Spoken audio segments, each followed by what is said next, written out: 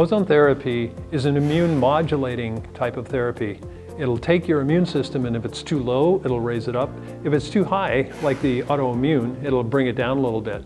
It's very safe and easy to do. It gives oxygen uptake into the system, and it also works as a detoxifier. So if there are toxins within the body, it'll remove those toxins.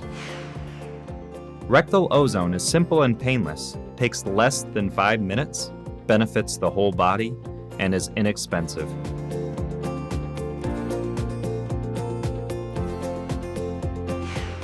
Rectal ozone is a painless therapy that can be done at home.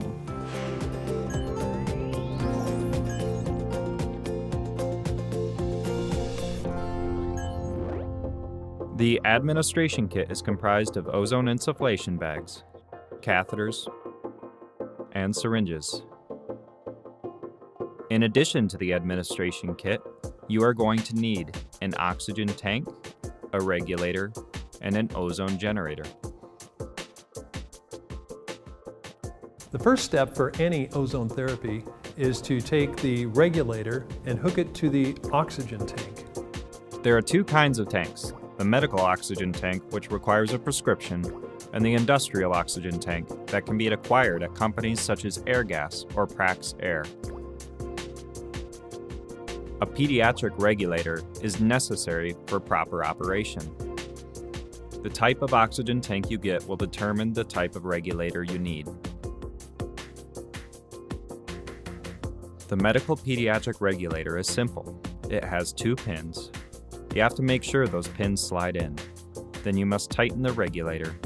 When you open the tank, it doesn't leak because the regulator is set to 0. To put the industrial regulator on the industrial oxygen tank, you must slide it into place. Then using a wrench, tighten clockwise. Ensure it is tight and secure to prevent gas leaks.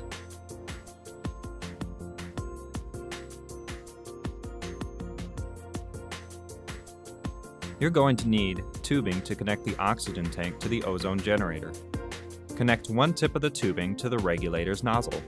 Place the ozone generator beside the oxygen tank and connect it to the power supply. The red light indicates it is connected. Take the other side of the tubing and connect it to the side nozzle of the ozone generator. This is the oxygen inlet. Take the bag and connect it to the top lure lock of the ozone generator.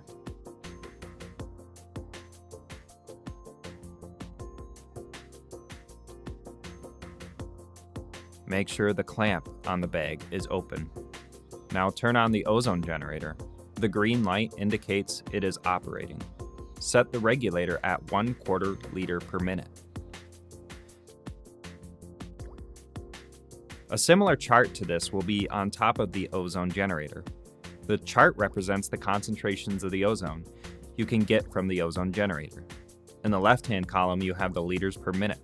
These liters per minute are adjusted by the regulator on the oxygen tank. On the right side of the column, you have the concentration of ozone measured in micrograms per milliliter, or gamma. The flow of the oxygen going into the generator will determine the concentration of ozone.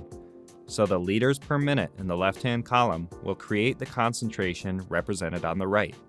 The slower the flow rate, the higher the concentration. The faster the flow rate, the lower the concentration. The preferred setting is 1/4 liter per minute.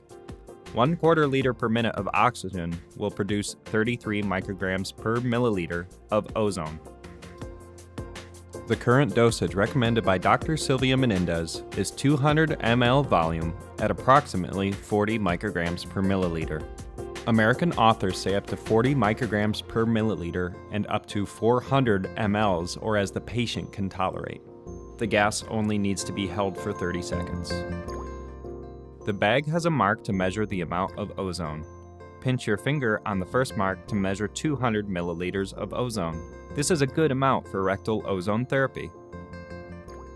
Fill the 200 milliliter chamber. It should take about 1 minute. When the chamber is full, turn the regulator to 0. turn off the ozone generator and clamp the insufflation bag.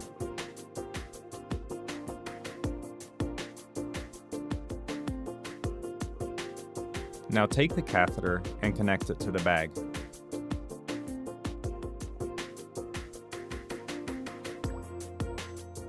The catheter will need to be inserted 3 inches into the rectum.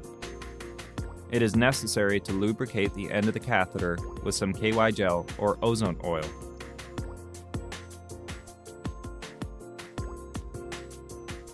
Unclamp the bag and slowly roll it down, dispensing all the ozone into the colon. Once you have rolled down the bag, you can immediately pull out the catheter. Now the ozone reacts with the mucosal wall and causes ozonated products. They're ozonides and peroxides, and those are carried through the portal vein up to the liver. That's where it goes systemic. It goes right into the whole system. So you're getting a therapy that's not just point, which it can be at sometimes, not just in one small area, but it's the whole body is being benefited with something like rectal ozone, which is safe, easy, inexpensive. You can either dispense of the catheter or clean it. To clean the catheter, first wipe it with toilet paper. Now draw off water into the syringe.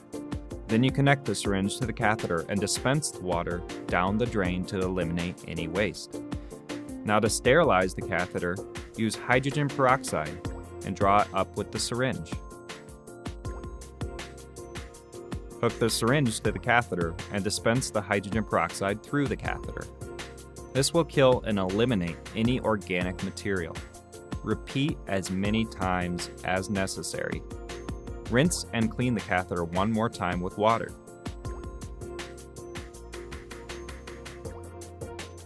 Dry the catheter with a paper wipe and store it using a sandwich bag or a wrap, and we are finished.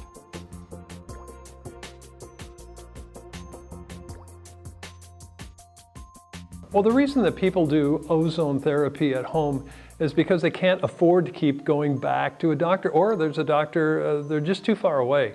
So when you do an ozone therapy at home, the basic one is rectal ozone, because it is almost equal to the blood therapy that they get in doctor's office.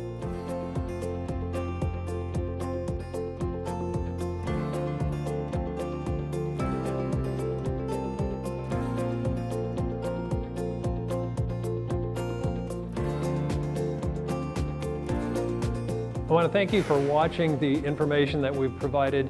I'm Tom Lau again with Doctor's Ozone. Hopefully this is going to be valuable to you, your family, and for your health.